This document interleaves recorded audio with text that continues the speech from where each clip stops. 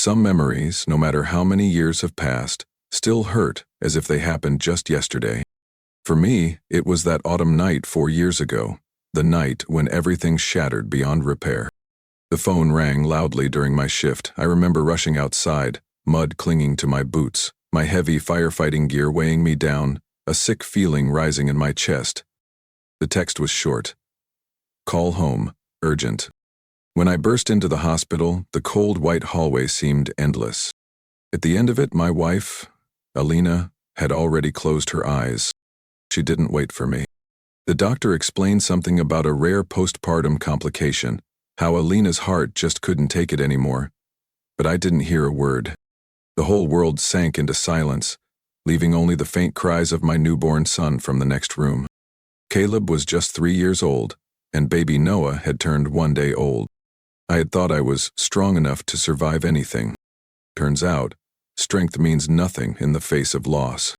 The months that followed, I lived like a ghost, trying to be both father and mother to 2 fragile little boys, while inside I just wanted to give up.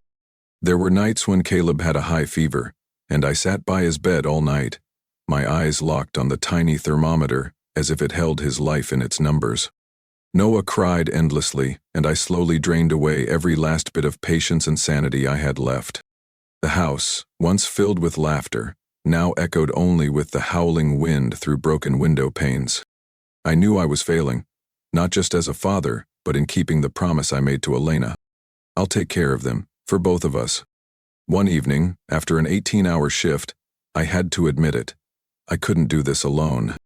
When I told Evan Kasibane, a coworker and one of the few friends I had left, he sat in silence for a long time, then said, as if he had thought it through carefully, "Sam, my sister Haley needs a place to stay.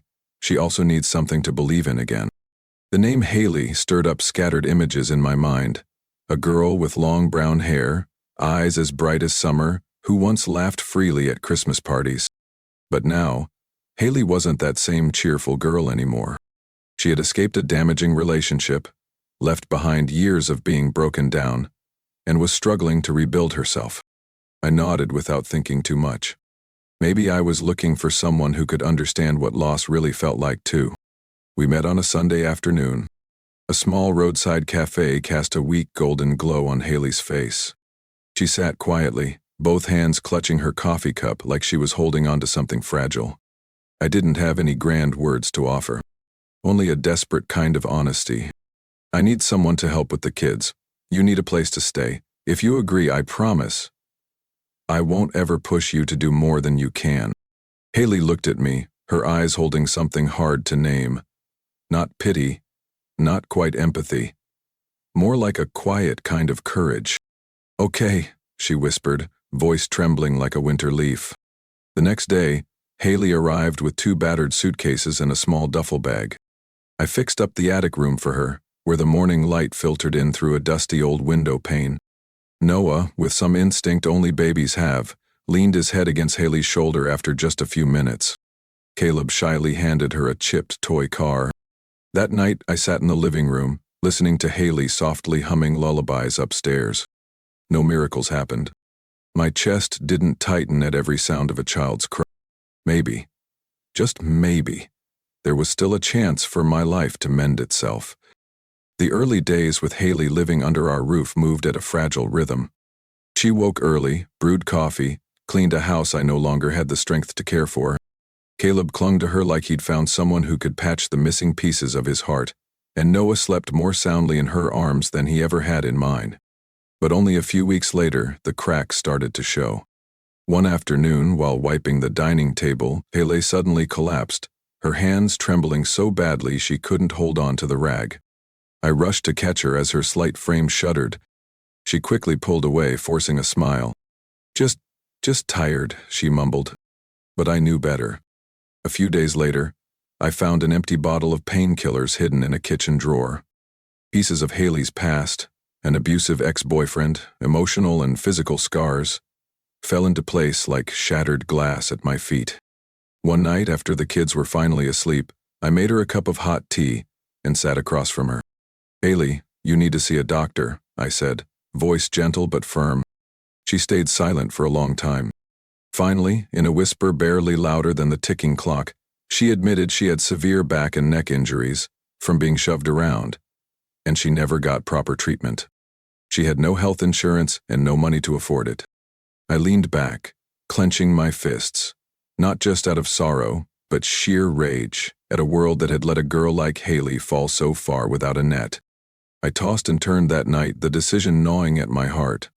By dawn, I knew what I had to do. The next afternoon, as Haley knelt to pick up scattered toys, I stood at the living room doorway, hesitated, then said, "I have an idea. Hear me out." Haley looked up, her gray eyes sparking curiosity. "Let's get married," I blurted, fast like ripping off a bandage. Her face froze. Then she laughed, a short, sharp sound, like I had told the worst joke ever. "Sam, are you insane? You don't have to do that." "It's not pity," I cut in. "You need health insurance." "I have it. You need real treatment, not just surviving day to day. And I need you too. The boys need you." Haley studied me for what felt like an eternity, as if searching my eyes for any hint of deceit. But I stayed still, letting her see how serious I was. We wrote up a simple agreement. No love, no expectations, no strings attached. Just two broken people trying to hold each other up. And yes, we signed a prenuptial agreement just in case. The morning we went to register our marriage, it was drizzling. Haley wore a worn-out denim jacket and clutched a small bouquet of wildflowers that Caleb had picked by the roadside. I wore my old wedding suit from my marriage with Elena, the collar fraying slightly. There were no vows, no grand speeches, only a quiet look between us, a promise without words. We would hold on, at least until we could both stand on our own. "We're gonna be okay," I whispered as the clerk handed us the certificate. Haley pressed her lips into a small smile that somehow lit up the entire room. "Yeah," she breathed. "We're going to be okay." That night, we sat on the living room floor, sharing a cold pizza, watching Caleb build crooked towers out of blocks. No one mentioned what we had signed. It didn't matter. When Noah fell asleep in his crib, I stood to leave for my room, but Haley hesitated, tugging at my sleeve. "Sam, thank you. Not just for today. For everything." I didn't say a word. I just squeezed her hand gently, a silent promise. In that moment, I didn't think about Elena. I didn't drown in the ache of the past. I only saw what was right in front of me, a new road unfolding. Maybe rough, maybe uncertain, but for once I wasn't walking it alone. The first winter after our marriage of convenience arrived, earlier than usual. Flagstaff was covered in a thin, white blanket of snow, and Christmas lights from nearby houses cast warm, golden streaks across the streets. In that cold, my small house suddenly felt more crowded and cozier than ever. Haley seemed like she was born to make everything around her easier to breathe. She took on nearly all the household chores, cooking, cleaning, even teaching the boys their first letters. I had gotten used to walking through the door each evening and hearing Caleb's laughter from the living room or Noah babbling from the kitchen as Haley cooked and sang softly.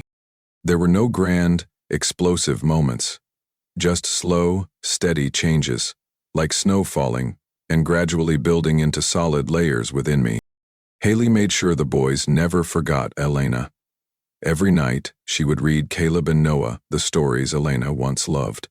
Before bed, they would kiss the family photo hanging above the fireplace, where Elena smiled gently in the faded frame. One evening, I stood silently outside the boys' room, listening as Haley whispered to Caleb, "Mommy Elena is always watching over you. Even though she's not here anymore, her love will never go away." Her voice was tender yet steady, and in that moment I realized Haley wasn't here to replace Elena. She was helping us hold on to what was left of her while opening a path for us to move forward. Late at night after the kids had fallen asleep, I often found Haley sitting by the window, holding an old book or mending Caleb's torn sweaters. Sometimes I would sit across from her, each of us cradling a cup of hot cocoa, not needing to say much. We started sharing pieces of our memories. I told her about the first time I met Elena, about the wedding ring I had picked in a rush but somehow fit perfectly. Haley shared about the night she ran away from her ex-boyfriend empty-handed, clinging only to a shred of hope that kindness still existed in the world. One night, Caleb had a high fever, his body burning hot like embers. Haley and I took turns cooling him down, watching his breathing carefully. After he finally slept peacefully, I collapsed onto the floor, exhausted. Haley sat next to me, gently draping a blanket over my shoulders before dozing off against the couch. When I woke up, my head was resting on her lap. Haley was still asleep, her face relaxed in some peaceful dream. Streetlights from outside filtered through the curtains, bathing us in a soft, lullaby-like glow. I sat up slowly, my heart overwhelmed, with a feeling I couldn't name. It wasn't reckless love, nor fleeting desire. It was a deep, undeniable bond, as if, without realizing it, we had become essential parts of each other's lives. As time passed, it all became second nature. Haley fit into our family like breath itself. She reminded me to wear a coat when it was cold, knew exactly how much Caleb hated peas, and always tucked an extra handkerchief into Noah's backpack before preschool. Still, we maintained a certain distance. Neither of us crossed the silent boundary we had drawn. No lingering hugs, no love confessions, just two people quietly healing together. Once, Haley slipped in the kitchen, sending soup splashing across the floor. I rushed to catch her, but when I touched her, she stiffened, quickly standing up and brushing herself off. "I'm fine," she said, avoiding my gaze. I nodded, not pushing further. But from that day, I noticed more clearly.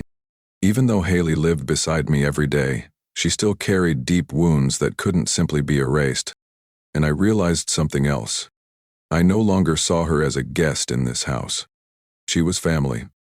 Though we never said it aloud, even though we were still just two people who had signed a cold, practical piece of paper, Haley had become the quiet heartbeat of this home. And that, more than any vow, both warmed my heart and scared me. Because I knew sooner or later I wouldn't be able to just stand back and watch her from afar anymore. But if I took a step closer, would I shatter this fragile balance we had built? I didn't have an answer. All I knew was that every time her eyes brushed past me in that warm kitchen, my heart skipped a beat. Some changes come so quietly, like a breeze sweeping over the meadow, that by the time you notice them, they've already seeped deep into your skin. I started noticing Haley more, even though I didn't realize it at first. Not the big changes, just tiny, delicate details, as subtle as breathing. While cooking, she would absent-mindedly tuck loose strands of brown hair behind her ear, revealing an ear flushed pink from the stove's heat. When Caleb proudly showed off his messy drawings, Haley tilted her head and laughed, her gray eyes curving like two crescent moons. Each time she laughed like that, the house, once cold and hollow, suddenly buzzed with a warmth that was almost magical. She had a habit of wearing a light bergamot-scented perfume, just faint enough that when Haley walked by, the scent brushed against me, stirring up feelings I couldn't quite explain. Not overpowering, not obvious, just a soft, silent marker that left me unsteady every time. One evening, a sudden cold snap blanketed the town in thick, cottony snow. Haley, dressed in an oversized cream sweater, sat cross-legged on the floor with Caleb and Noah, helping them wrap small Christmas gifts for the neighbors. I leaned against the doorframe, arms folded, quietly watching, my heart swelling with a strange feeling, both warm and aching. A question kept creeping into my mind. When had Haley become the center of every image in my life? The turning point came one weekend afternoon, after I took the kids to the park. Caleb insisted we stop by the roadside flower market to pick out a bunch of wild daisies for Haley. Because she always tells us the best stories. I chuckled and gave in to him. On the way home, Noah dozed off in his car seat, while Caleb clutched the bouquet tightly, his face glowing with excitement. When we walked into the house, Haley was standing in the kitchen, wearing an old t-shirt and faded jeans, her hands dusted with flour. Caleb ran up to her, lifting the flowers high. "These are for you, Miss Haley." She knelt down, accepting the bouquet with a radiant smile, her eyes glistening with emotion. When she stood up, I stepped forward too, holding out a small bunch of lavender I had picked up while Caleb was choosing the flowers. "For you," I said, a little hesitant. Haley blinked in surprise. She hugged the lavender close, then looked up at me, her eyes seeming to peer straight into my soul. And then, almost by instinct, she leaned in and gave me a quick, light kiss on the lips. It was the faintest touch, like a butterfly skimming the surface of the water. But for me, the world seemed to stop in that instant. Haley immediately pulled back, her cheeks flushing pink, stammering, "I'm sorry, I just got a little emotional." I stood frozen, my heart hammering against my chest, my mind spinning. Not because the kiss was bold, but because I didn't think about Elena. I thought only about Haley, the woman standing before me, awkwardly wiping her hands on her apron, her eyes full of confusion. That night, after putting Caleb and Noah to bed, I sat alone on the back porch, a cold beer in my hand, staring out at the snow-covered yard. I tried to convince myself it was just a fleeting moment, that Haley hadn't meant anything deeper by it. But no matter how many times I told myself that, I couldn't deny the truth pounding at the door of my heart. I was falling in love with her. Honestly, fiercely, and helplessly. And the scariest part was, maybe, just maybe, I had been falling for her all along without realizing it. The night sky stretched endlessly above, the stars twinkling like tiny reminders that the world still held miracles. Sometimes, it just took surviving a lot of pain to be brave enough to recognize them. After that night when Haley's lips brushed mine, nothing was the same anymore.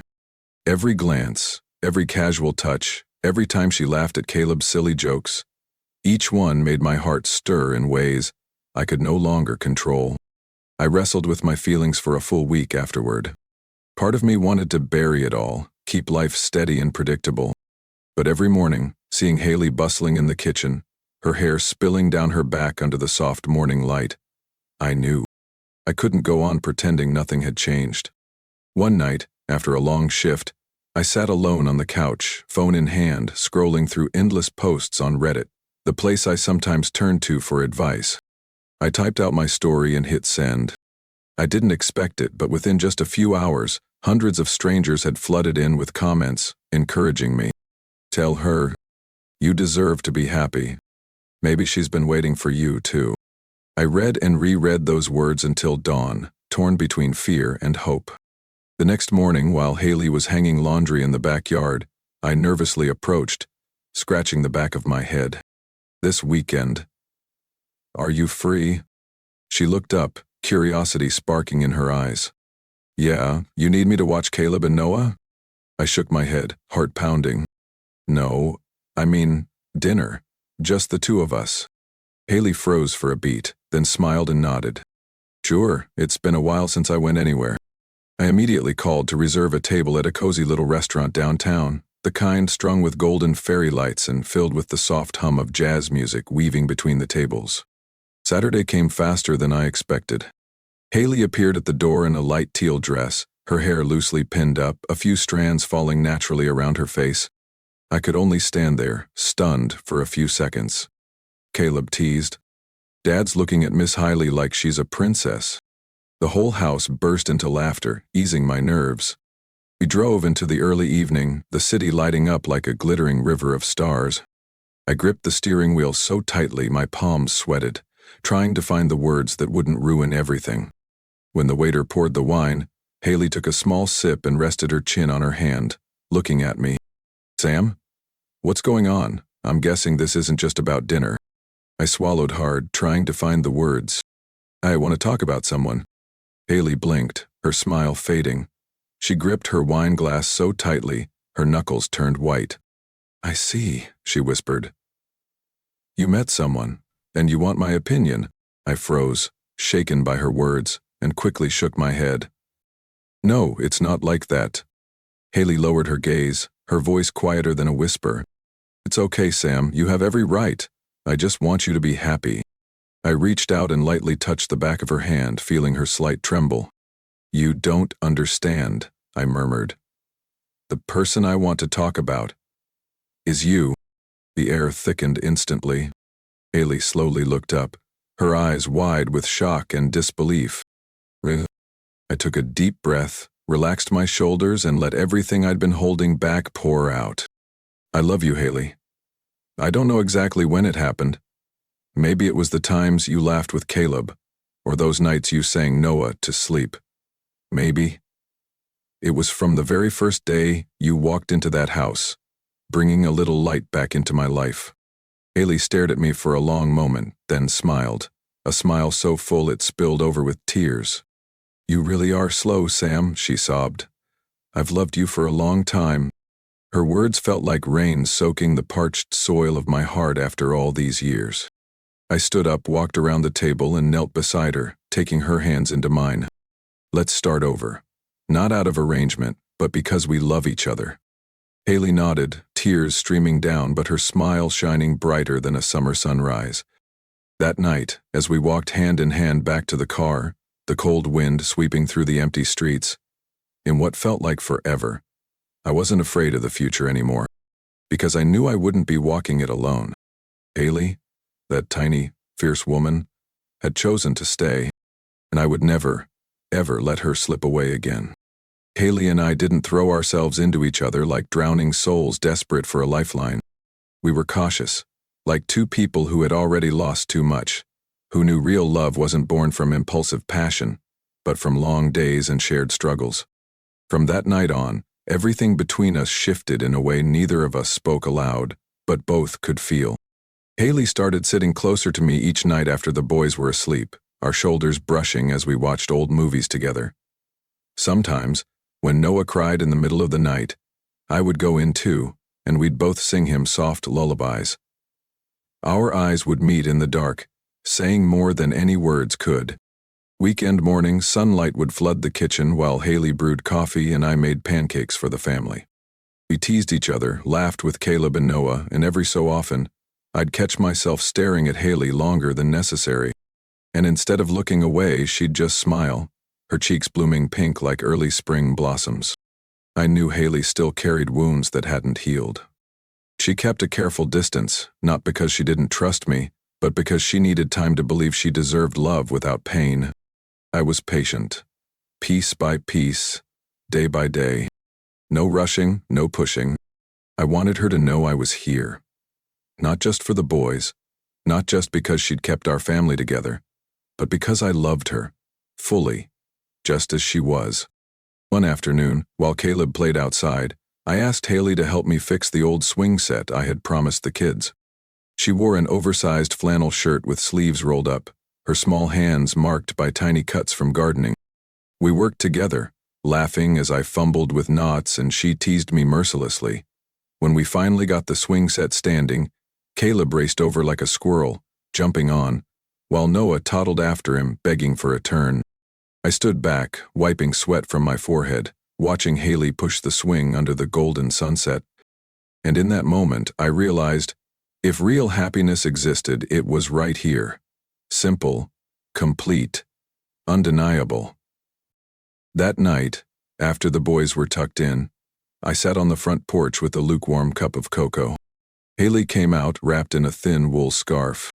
I used to think, she said after a long silence, that I'd never be brave enough to start over. I turned to her, my voice soft. We don't need to start over, we're just continuing forward. She chuckled, low and rough like the wind through the pine trees. Then she leaned her head against my shoulder, light as a falling leaf. In the days that followed, we started dating in our own quiet way. Evening walks with the dog around the block, Sunday mornings holding hands while taking Caleb and Noah for ice cream, late nights lying on the car hood watching shooting stars, and sharing old dreams and silent fears. Once, while taking Caleb to a checkup, the nurse asked, "Mom, can you fill out this form?" Haley hesitated, and I just gave a slight nod. She picked up the pen, her hand trembling just a little, and neatly wrote her name in the parent/guardian box. As we left the hospital, she gripped my hand tightly, whispering as if afraid to hear her own voice. I want to stay. Here. With you. With the kids. I didn't say anything. I just held Haley's hand tighter, silently vowing to protect her, not just from the scars of her past, but from the lurking doubts within herself. We didn't throw a big wedding party. Just a cozy evening in our backyard, candlelight flickering, homemade cookies baked by Caleb, and Noah humming off-key to a song we barely recognized. Haley wore a simple white dress, beaming in my arms, and when I whispered those 3 familiar words into her ear, she only clung to me tighter, as if afraid that loosening her grip would make everything disappear. But nothing could tear us apart. We had found each other. Life seemed like it couldn't get any more peaceful, until one Friday afternoon, when everything came crashing down like a sudden summer hailstorm. When I got home, Caleb was playing with Legos on the floor, and Haley stood frozen by the window, her phone clutched in her hand. Her face was pale, lips trembling, as if she had just walked out of a nightmare. I rushed over. "Haley, what's wrong?" She handed me the phone. On the screen was a short, chilling text. "I'll find you, just wait." The sender's name made my blood run cold. Brandon Keller. The ex-boyfriend who had once shattered Haley in both body and spirit. I gripped the phone so tightly my knuckles popped. Haley backed away, shrinking from even the shadows in the room. I pulled her into my arms, feeling her shake with every breath. "I'll protect you," I whispered, forcing my voice to stay steady. "He's not going to touch you." That night, after getting Caleb and Noah to sleep, Haley and I sat by the fireplace, embers still glowing faintly. Through tears, she told me that Brandon had been released early for good behavior from state prison. He had gotten her number from some old contact, and now he clearly wanted to reclaim what he thought was his. Hearing that made my blood boil. The next morning, I took Haley to a trusted family lawyer. While Haley sat quietly, clutching her jacket tight, I explained everything. Brandon's history of abuse, the threatening messages. To the lawyer. "We'll file for an emergency protective order," the lawyer said firmly. "If he comes near, call the police immediately. And Samuel, you should consider installing a full security system around the house." I nodded, already mentally listing what needed to be done. Replacing all the locks, installing cameras around the front and backyards, adding extra alarms. But what worried me most wasn't Brandon. It was Haley. She shrank into herself like a small bird, barely escaping a storm, barely stepping outside for days unless I was by her side. I understood that physical safety alone wasn't enough. Haley needed to feel like she had control over her own life, something Brandon had stolen from her for years. One evening, while I was installing the new locks, Haley quietly approached, holding a thick envelope, her eyes filled with resolve. "I finished the statement," she said, voice trembling. "Tomorrow, I'm filing for the restraining order myself." I set down my screwdriver, turned, and gently took her hand. "Are you sure? I can do it for you." Haley shook her head. "No. This is my fight. I have to take this step." The fire in her eyes made my chest tighten. For years, Haley had lived in fear, endured silent pain no one else could see. Now she was finally reclaiming her voice. The next morning, I waited in the car while Haley walked alone into the courthouse. The cold morning sun lit up her small but unyielding figure, filling me with both pride and an aching tenderness. An hour later, Haley came back out, clutching a temporary restraining order in her hand. She ran to me, tears streaming down her cheeks, but her smile shone bright as a June sunrise. "It's done," she whispered. "We're safe now." That night, Haley rested her head against my shoulder, sighing in relief. I wrapped my arms around her, listening to the steady rhythm of her breathing, syncing with the beating of my own heart. We had weathered the storm, not just through my protection, but through Haley's own incredible courage. And from that moment, I knew my love for her was no longer just the love for a woman. It was a deep respect for the extraordinary strength hidden inside her seemingly fragile heart. The months following Haley's confrontation with her past slowly brought peace back to our little home. Each morning I woke to familiar sounds. Caleb's giggles chasing Noah through the yard, the smell of fresh-baked goods from the kitchen, and Haley's soft voice humming along to old country songs from the beat-up radio. Haley started working at a small bakery downtown, fulfilling her passion for baking while still having time for family. Every day she seemed to shine a little more, her hands, once marked by faint scars, now steady and sure. As for me, Every time I stopped by the bakery and saw her behind the counter, her hair pinned up, her cheeks flushed from the warmth of the ovens, I silently thanked life for giving me a second chance at love. Caleb and Noah loved Haley as naturally as breathing, without question or hesitation. They competed to tell her stories from school, proudly showed off their crayon masterpieces, and fought over who got to help her set the dinner table. To them, she wasn't a replacement. She was home, second only to me. 7 months flew by in a blink. One night, as the season's first snow fell, we huddled together under a thick blanket by the fireplace. Haley leaned into me silently, the only sound the crackle of burning wood. I tilted my head, tracing small circles on the back of her hand. "I love you," I said, voice low and steady. Haley looked up at me, her gaze soft as an April lake. She didn't answer with words. Instead, she leaned in and kissed me, gentle but so fierce, it made every other thought melt away. That night we truly became husband and wife, not in name, not out of circumstance, but in heart and soul. There were no big declarations needed. Every touch, every look, every breath between us said it all. From then on, everything between us shifted. Not loudly, not dramatically, but in deep, rooted ways. Of course, Haley no longer flinched when I held her hand in public. She laughed more freely, sometimes even sliding her arm around my waist, silently claiming me as hers. One spring morning, under the soft golden sun, Haley pulled me onto the back porch. In her hand was a pregnancy test, 2 bright red lines standing out as vivid as a fresh lipstick mark. I froze for a second, then swept her into my arms, spinning her around as Caleb and Noah's joyful squeals filled the air.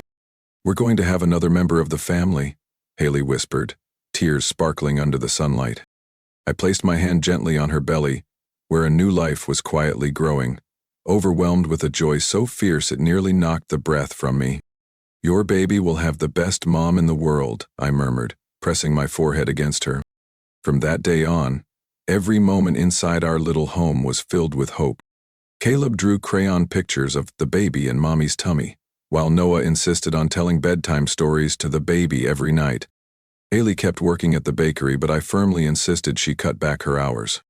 She protested weakly at first, but gave in when I promised to learn how to bake so she could rest.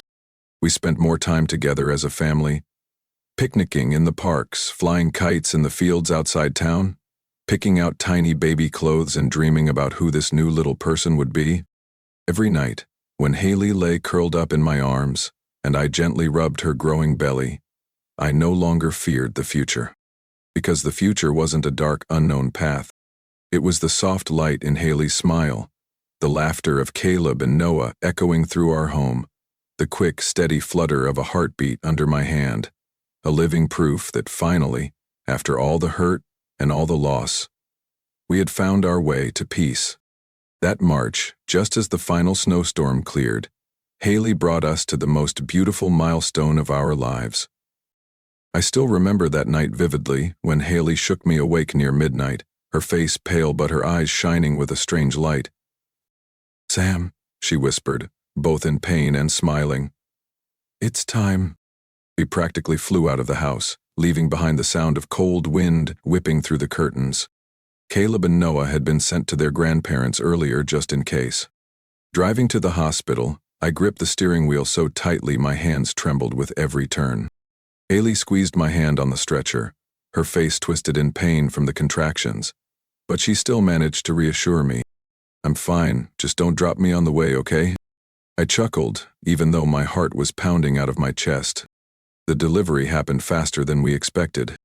After just 3 hours filled with tears, worry, and constant encouragement, the first clear cry rang out, slicing through the heavy tension of the delivery room. The doctor placed a tiny, warm bundle into my arms, still red and soft like the first rays of spring sunlight. "It's a healthy baby girl," she smiled. I looked down at her, my heart swelling with unnamed emotions. An angel. A miracle. A new beginning. Haley, exhausted, still tried to lift herself up for a glimpse. When I placed our daughter in her arms, she wept. Not loudly, not with sobs, but with quiet tears, as if all the pain, all the gray days had finally made way for the light. We named her Lily Grace Carter, Grace, for the blessing life had granted us after so many storms. The weeks that followed moved to a brand new rhythm. At night, Lily slept soundly in a cradle by our bed.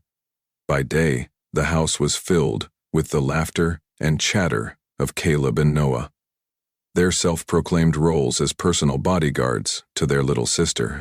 Caleb whispered made-up stories to the baby, and every time Lily cried, Noah would rush to find Haley like a firefighter responding to an alarm. Watching those moments, I knew, even though our daughter couldn't yet understand the world, she was welcomed with the purest, most genuine love. As for Haley, her recovery was astonishing. Within a month, she was strolling through the small park down the street, Noah toddling beside her while she carried Lily snug against her chest. Every time I saw her like that, my love for her deepened. Her resilience, her gentle spirit, her way of turning every ordinary moment into a quiet miracle. Joe, Haley's brother, also slowly found balance again. After his car accident last year, he endured months of painful therapy, but, thanks to his relentless spirit, regained almost full mobility. And he brought us unexpected news. Joe had met someone. Megan, a nurse from the rehab center. One evening, as we all sat in the backyard for dinner, Joe raised his beer with a shy smile. Sam, Haley, how about throwing one more wedding? This time, it's mine. The whole table erupted in cheers. Caleb and Noah jumped up and down, while Haley threw her arms around her brother, tears of joy sparkling in her eyes. Watching them, I silently thanked life for giving us a second chance. Not just to survive, but to truly feel every precious moment. That summer, our little house was filled with laughter late into the nights. Caleb climbed trees so fearlessly that we had to create a new safety rule book. Noah constantly came up with wild pranks no one could predict. And Lily? She learned to roll over, giggling every time I walked into the room, her tiny arms and legs waving in delight. And Haley, she was the heart of it all. The warmth at every dinner table, the gentle embrace when we needed a place to land, the person whose very presence made all worries seem small. One late summer night, Haley and I sat on the porch steps. Lily slept quietly in her arms, while the boys played tag under the starlit sky. I wrapped my arm around her shoulders, pulling her closer, and whispered, "You know, I finally understand why all the pain, all the lost paths were necessary." Haley looked up, her eyes shimmering under the night sky. "Because without them," I continued, "I never would have found you." She smiled, the warm, luminous smile that had saved my entire life. And in that moment, I knew one thing with absolute certainty. We had truly found home. Not just a house, but a place where hearts could breathe easily, where every sunrise was a new promise, where love didn't have to be spoken to be understood. That place was Haley, and I would never leave it. Samuel and Haley's story reminds us that tragedy is not an ending, but a pause, a moment to catch our breath before moving forward. Even the greatest loss can open the door to new love, if we are brave enough to face the pain, and patient enough to hold each other through it. Family isn't measured by blood, but by the choice to stay when things get hard. When we let go of fear, close the chapter of the past and trust in kindness, happiness can become a gentle, everyday habit. Did the journey of Samuel, Haley, and their three little angels touch your heart? Share your thoughts or your favorite moment in the comments. Hit subscribe and turn on the notification bell to follow more warm, beautiful stories about this amazing family.